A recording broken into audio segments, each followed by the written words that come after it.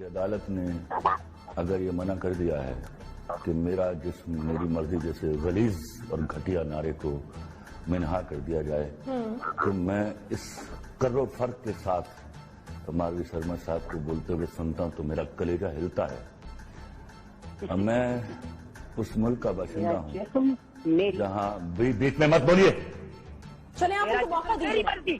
ماروی صاحبہ بیچ میں مت بولو تم. ماروی صاحبہ تیرے جسم میں ہے کیا, تیرے جسم میں ہے کیا, اس پر مرضی چلاتا کون ہے؟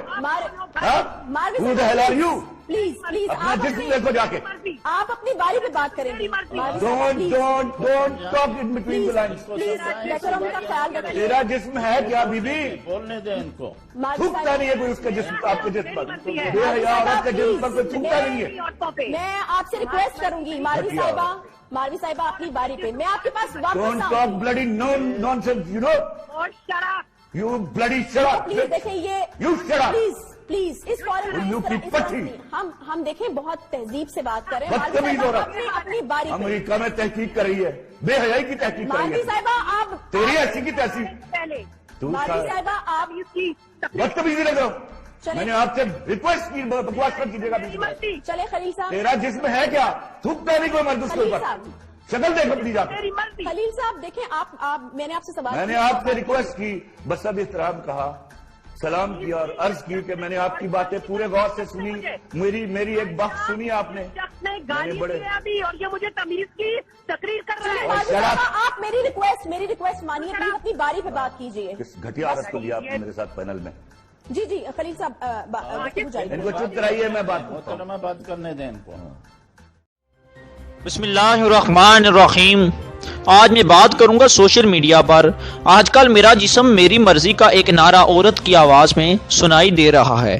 وہ عورت چاہے ماروی سرمد ہو چاہے کوئی اور عورت, میرا جسم میری مرضی کا یہ نعرہ بے حیائی اور کفر و شر کا نعرہ ہے.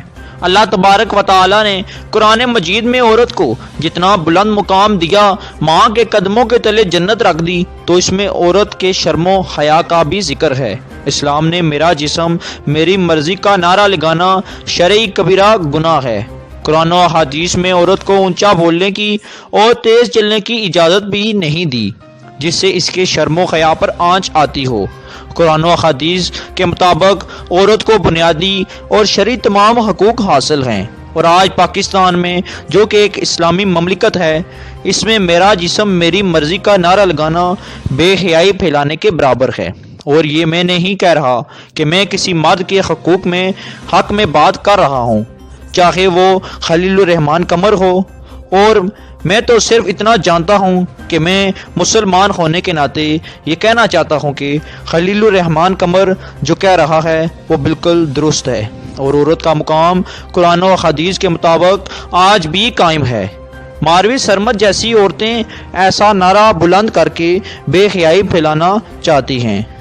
اگر میں سمجھتا ہوں میری ماں, بہن اور بیٹی بھی ایسا نعرہ لگائے گی تو میں اس پر لعنت بھیجتا ہوں, اور تمام مسلمان بہن بھائیوں کو چاہیے کہ وہ اس بے حیائی کے نعرے کے خلاف آواز بلند کریں اور خلیل الرحمان قمر جیسے شخص کا ساتھ دیں. یہ پاکستان کے عوام ہی ہیں جنہوں نے ایک عورت کو 2 مرتبہ ووٹ دے کر ملک کے اعلیٰ عہدے وزیر اعظم کے منصب پر پہنچایا, اور اس عورت کی عظمتوں کو سلام جس نے شرم و حیا میں رہتے ہوئے ایک اسلامی سلطنت کی پہلی عورت وزیر اعظم منتخب ہوئی. اور آج عورتوں نے پردے میں رہ کر بے حیائی کو دور کر کے آج پوری دنیا میں ایک اعلیٰ مقام حاصل کیا, اور وہ بڑے عہدوں پر فائز ہیں.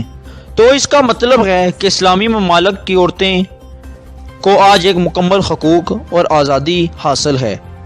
آج عورت پردے میں رہ کر مردوں کے شانہ بشانہ چل سکتی ہے. تو خدا را آج عورتوں کو میرا پیغام ہے کہ وہ اس بے حیائی اور کفر کے نعرے کو بند کریں.